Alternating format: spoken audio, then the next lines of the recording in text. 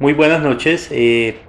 Una vez más, gracias a Sandra y a toda la logística que integran este maravilloso canal, el canal de los Ondanos, Informativo Momento 24. Una vez más, aquí, dándoles a conocer lo que personalmente he venido desarrollando, haciendo en cuanto a la cultura y al turismo de Onda. Hace 8 días hablé del cementerio general de la Apacheta en Arequipa, Perú, y por ende unas noticias acerca de este país. Hoy quiero hablarles de otro de los países que están invitados al conversatorio internacional Los difuntos nos cuentan sus historias. El día de hoy les voy a hablar de un país hermoso, un país maravilloso, llamado México. México es un país multicultural, un país que tiene demasiada biodiversidad, pero lo nuestro es el patrimonio funerario.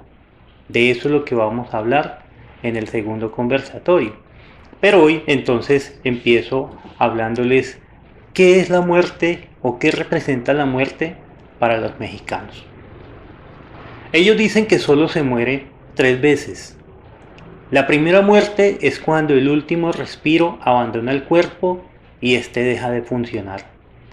La segunda muerte es cuando el cuerpo se entierra, regresa a la madre tierra y así también al ciclo de la naturaleza, pero el alma no deja de existir aún, sino que se retira a la tierra de los muertos, a descansar y esperar. Pero no espera para ser juzgada o resucitada, sino que espera el día en el cual pueda volver a su casa, a reunirse con sus seres queridos. A este día es al que se le llama el Día de los Muertos. Es un día de júbilo, de alegría, de festejo, de color, de baile y de arte. Es un día de celebración porque se va a llevar a cabo la reunión con los seres queridos que se han adelantado. Pero la verdad de las cosas es que esta reunión no solo tiene que ser este día, sino que puede ser cualquier día en el que honremos y recordemos la vida de nuestros seres queridos. Cada recuerdo y con cada mención ellos viven. La tercera muerte y la última, o sea, la definitiva, es cuando desaparece el último recuerdo que se tiene de la persona. Es cuando ya no hay nadie aquí para recordarla. En México, la muerte no se teme, se celebra. En México la muerte no es un fin, es la continuidad. No se puede parar, ella une. En México, la muerte se abraza, se acepta y se convive con ella. Como dijo el maestro Benedetti, la muerte es solo un síntoma de que hubo vida. Esto es un homenaje para mi hermano John Fernando Amaya y mi sobrino Juan Felipe Amaya Ordóñez, que hace poco los perdí. Eso es la muerte para los mexicanos y es un dolor para nosotros también. Eso es la muerte para ellos. Ahora, como les dije, México, como le llaman algunos, México lindo y querido. México, un país espectacular. Los Estados Unidos mexicanos, país conocido en todo el mundo como México, es una república democrática, representativa y federal. La división político-territorial del país está conformada por 31 estados federales y su capital es llamada Ciudad de México. La totalidad de todo el territorio mexicano cubre una superficie que alcanza 1.964.765 kilómetros cuadrados, por lo cual es el tercer país más grande de toda América Latina. El territorio mexicano se divide en 31 estados, más la capital federal conocida, como dije anteriormente, como México, DF o Distrito Federal. México posee una población de 124 millones de personas, de acuerdo al último censo realizado en el año 2007, la cual lo sitúa este país en el número 11 de los más poblados del mundo. Es un país que disfruta de una gran cantidad de turistas anualmente. De hecho, es el octavo país más visitado en el mundo como destino turístico. Destinos turísticos que han llamado muchísimo la atención, como por ejemplo Chichén Itzá en Yucatán, las cataratas de Agua Azul en Chiapas, el Citlatelpel, que es el pico de Orizaba allá en Puebla, el Pinacati, el gran desierto de Altar en Sonora, las Barrancas del Cobre en la sierra de Tauromará, las grutas del Tolotongo, el cielo de Taumopilas, allá en cenotes y ríos subterráneos. Tiene una gran cantidad de atractivos turísticos. Esos son solo algunos de los tantos que tiene este maravilloso país. Hoy, como ya les hablé un poco de lo que es México, también vale la ocasión para hablar de un hermoso municipio, un maravilloso municipio llamado Jerez, nombrado así por los primeros conquistadores que venían de España y por el parecido con Jerez de la Frontera, provincia de España. Según historiadores en la región, mucho antes de la llegada de los españoles existían grupos indómitos, pues su modo de vida lo hacía sumamente arriesgado. Los huachichiles y los zacatecos. En cuanto a los zacatecos, eran valientes y tenían un idioma muy parecido al náhuatl. Labraban la tierra y conocían el clima. Entre sus satisfactores o satisfacciones estaban el maíz, la calabaza, el frijol, el chile. Tenían inclusive plantaciones de maguey, nopal, y la miel de abeja era muy bien aprovechada por estos grupos indígenas.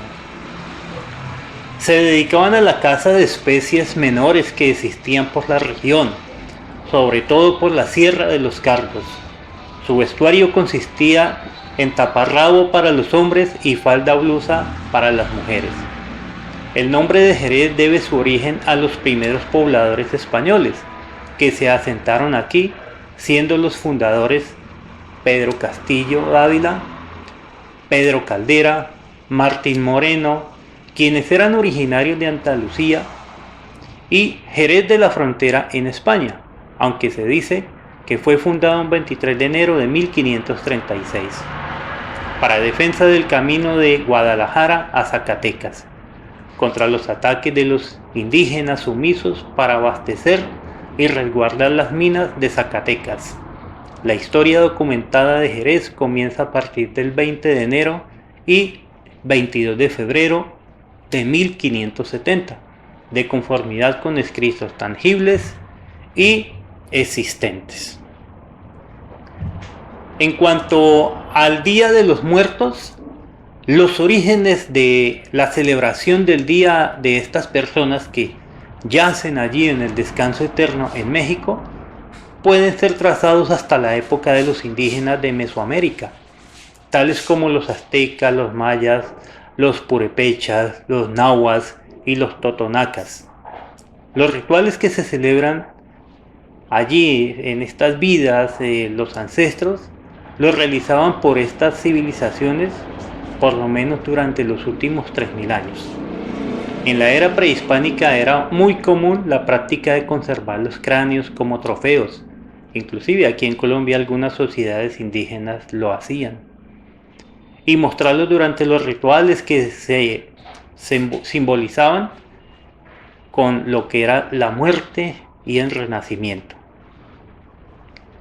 El festival se convirtió en el Día de los Muertos. Cayó en el 9º mes del calendario solar azteca, cerca del inicio de agosto, y era celebrado durante un mes completo.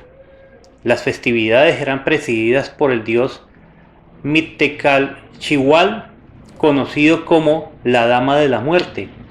Actualmente corresponde con la Catrina. Las festividades eran dedicadas a la celebración de los niños y las vidas de parientes ya fallecidos. Cuando los conquistadores españoles llegaron a América en el siglo XV, ellos estuvieron aterrados por las prácticas paganas de los indígenas y en un intento de convertir a los nativos americanos al catolicismo, los cuales movieron el festival a la fecha en el inicio del mes de noviembre para que coincidiesen con las festividades católicas del Día de Todos los Santos y Todas las Almas. Las celebraciones del Día de los Muertos, el elemento más representativo de la festividad de Día de los Muertos en México son los altares, con sus ofrendas, una representación de nuestra visión sobre la muerte llena de alegorías y significados. En los lugares donde hubo tradición está la más arraigada. Los altares comienzan a formar parte de todo este tipo de creencias en las familias y en todo el pueblo mexicano, y empiezan a tomar forma el 28 de octubre y llegan a su máximo esplendor el día 2 de noviembre. Es muy común que el primer día se prenda una veladora y se coloque una flor blanca. El siguiente día se añade una veladora y se ofrenda un vaso de agua. Para el día 30 se enciende una nueva veladora, se coloca otro vaso de agua y se pone un pan blanco. El día siguiente se coloca la fruta de temporada, o sea, la mandarina, o una guayaba, o una naranja, o una manzana, o un tejocote. Para el 1 de noviembre se pone la comida dulce, el chocolate, la calabaza en tacha y las flores. El día mayor se coloca la comida preferida del difunto o de los difuntos. A esto también se le añade lo que es el tequila, el mezcal y la cerveza. El elemento que no debe faltar en ninguno de estos días es el copal encendido. Los altares tradicionalmente tienen niveles y dependiendo de sus costumbres familiares se usan 2 o 3 o 7 niveles o escalas, como le llamamos en algunos países suramericanos. Los altares de 2 niveles son los más comunes hoy en día allí, en este país. Representan la división del cielo y de la tierra.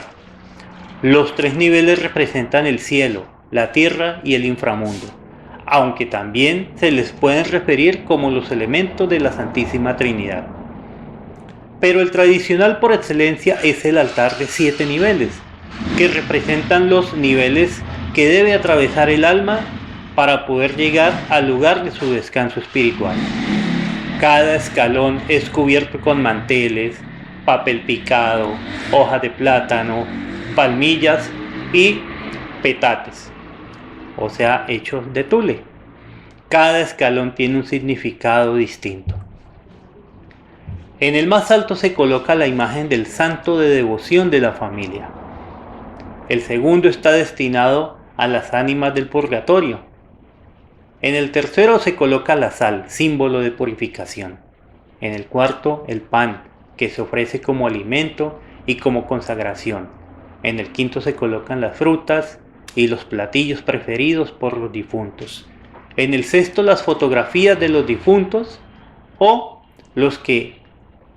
a los que se les dedica el altar. Y por último, en el séptimo, en contacto con la tierra, una cruz formada por flores, semillas o frutas. Cada elemento puesto en el altar tiene su propio significado e importancia. El copal y el incienso representan la purificación del alma, y es su aroma el que es capaz de guiar a los difuntos hacia su ofrenda. El arco hecho con carrizo y decorado con flores se ubica por encima del primer nivel del altar y simboliza la puerta que conecta el mundo de los muertos. Es considerado el 8º nivel que debe seguir para llegar a Mictlán. El papel picado y sus colores representan la pureza y el duelo. Actualmente se adornan con calaveras y elementos de la cultura popular. En la época prehispánica se utilizaba el papel amate y en él se dibujaban diferentes deidades. A través de las velas, veladoras y cirios está presente el fuego que se ofrenda a las ánimas para alumbrar el camino de vuelta a su morada. Es costumbre que se coloquen 4 veladoras representando una luz y los puntos cardinales, pero también en algunas comunidades cada vela representa un difunto, por lo que el número de velas dependerá de las almas que reciba la familia. Cada familia lleva sus ofrendas allí al Camposanto. En esas ofrendas nunca puede faltar el agua, que es la fuente de vida, pues es necesaria para calmar la sed del visitante después de su largo recorrido. Tampoco podemos olvidarnos de la sal, elemento de purificación que sirve para que el alma no se corrompa en su viaje de ida y vuelta. El pan muerto o el pan de muerto tiene un doble significado.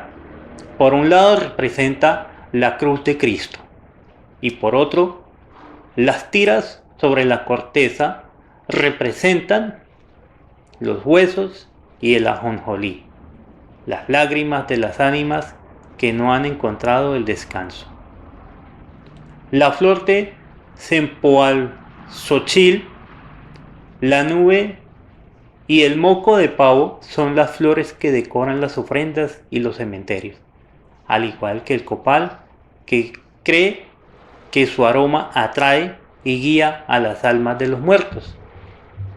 Las calaveritas de azúcar, chocolate y amaranto, así como otros alfeñiques, hacen alusión a la muerte y de cierta forma se burlan de ella, siendo costumbres escribirles en la frente el nombre del difunto. Es costumbre también colocar una escultura de un perro, Xoloitzcuintle, que ayuda o es el guía o es el que lleva el alma para pasar el río donde está Chinocouapan para llegar al Mictlán. Además representa también la alegría de los niños difuntos. Esto en sí es lo que tiene que ver con los altares en todo lo que tiene que ver estas creencias de los muertos. Se visita el Camposanto desde el 30, desde el 28 del mes anterior al mes de noviembre. Allí, en esta festividad es obligado o es una obligación visitar las tumbas de los difuntos para limpiarlas y arreglarlas con flores y veladoras. Esta visita es una muestra más de la riqueza y diversidad de la tradición, pues en algunos lugares es costumbre colocar una ofrenda sobre el sepulcro y pasar allí la noche en vela con toda la familia reunida. Es sorprendente, cuando la persona fallece toda la familia se reúne y una vez al año se reúne una vez más cada 2 de noviembre. No faltan los rezos como tampoco la música de los mariachis, las estudiantinas, los tríos y otros grupos de músicas locales. En Janitzio, por ejemplo, mujeres y niños se sientan llorosos a orar por sus difuntos, tras colocar una ofrenda sobre las tumbas que consiste en los alimentos que eran del agrado de sus seres queridos. Flores y numerosas velas pasan las horas en calma orando, observando la intensidad de la luz de las velas. En cuanto a esa tradición que reúne a la familia mexicana, la celebración del Día de los Muertos varía de región a región, de pueblo a pueblo, pero todos tienen un principio común. La familia se reúne para dar la bienvenida a las ánimas, colocar los altares y las ofrendas, visitar el cementerio y arreglar las tumbas. asistir a los oficios religiosos, despedir a los visitantes y sentarse a la mesa para compartir los alimentos que tras de haber sido levantada la ofrenda han perdido ya su aroma y sabor, pues los difuntos se han llevado su esencia. Este cementerio de Dolores encierra tanta historia. Este cementerio de Dolores, allí es donde yacen en el descanso eterno personas que hicieron mucho por este país mexicano. Y quiero dejarlos con uno en particular que, como dicen algunos o muchas de las personas en el mundo, y como lo digo yo diría que es el máximo, a pesar de que ya falleció, dejó escritas más de 200 canciones y es el máximo exponente de la música mexicana en todo el mundo. Les estoy hablando del maestro de maestros, José Alfredo Jiménez. Los voy a dejar con un video de su tumba y a su vez su hijo, José Alfredo Jiménez, es quien va a describirnos la tumba de su padre y también está muy agradecido, envía un mensaje al pueblo colombiano por ese cariño o ese aprecio que le ha profesado a tal eminencia o embajador de la música mexicana como lo fue su padre, José Alfredo Jiménez.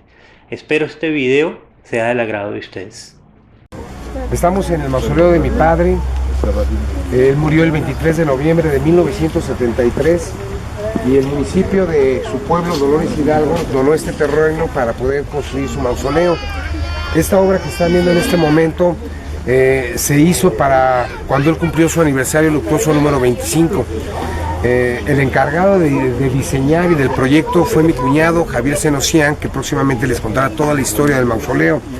Él quiso hacer un mausoleo donde la gente, cuando entrara al panteón, volteara y dijera: ahí es la tumba de José Alfredo Jiménez, porque anteriormente tenía un mausoleo grande pero común y corriente. La idea de él fue hacer un sombrero de charro que lo representa, y esto que vemos aquí en forma serpenteante asemeja un zarape clásico donde la gente puede dar un recorrido y leer los títulos de las canciones de algunas de las canciones de mi papá. No cupieron obviamente todas, pero algunas de las más representativas. Por ejemplo, aquí tenemos El Boxeador, Al Pie de la Montaña, Pedro el Herrero, Alma de Acero, Maldición Ranchera, El Perro Negro, Día Nublado, la Enorme Distancia, cuando pasan los años, Dios me señaló, No me amenaces. En fin, la idea es que la gente pueda hacer un recorrido a través de todo el mausoleo, leyendo algunas de las canciones de mi padre, y pues finalmente pues venir a ver dónde reposan los restos de José Alfredo Jiménez, quien para muchos es considerado el compositor más importante de música ranchera. Es un gusto recibirlos, amigos, aquí en el mausoleo de mi padre, y es un gusto saber ese cariño que el pueblo de Colombia le tiene a mi padre. Con mucho cariño y de parte de toda la familia de mi papá, les mandamos un gran saludo y les dejamos estas imágenes para ustedes. Cuando tengan la oportunidad de venir a México, no dejen de pasar a papá, por favor.